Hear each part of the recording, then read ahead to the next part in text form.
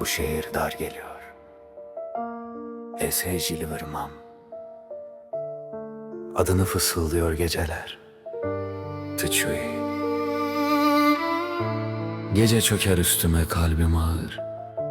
Gece hatıralarla dolu dilim yar. Sokaklar susar, ben susamam. Ez her şevnavet edibêjim, şevıtım. Anam der unut artık, dilimin kabulüne ke. Gülüşün kaldı içimde, tuçuy evcan, hecili bendate.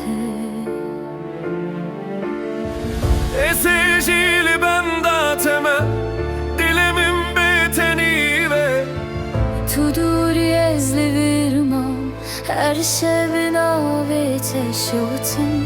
Nivjomaves, betenivjoma.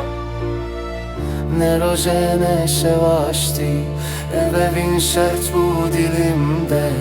Bite despekir, bite kutbu.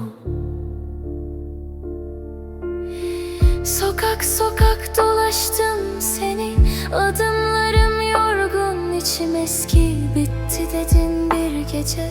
Ama kalbim buna inanmadı, heval o sigara dumanı, ağır sessizlik şevebetedir ejin. Bir yanım Türkçe ağlıyor, bir yanım Kürtçe suskun şimdi. Yarım kaldım ben gittiğinden beri. Ne yapsam eksik, ne desem yarım. Geceler uzun, içim kan, bu kader mi? Yoksa benim sınavım? Ezini vjomame bete, hevnen min şikestine. Gerçerek ve geri, tu de bebini eshecili verme. Kalmak zordu.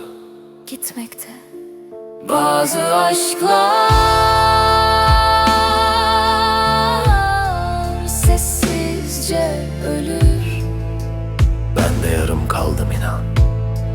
Tıçuy dünya sustu. Yarım kaldım hala sende.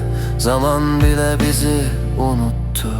Bu aşk Türkçe ağladı, Kürtçe içimde sustu.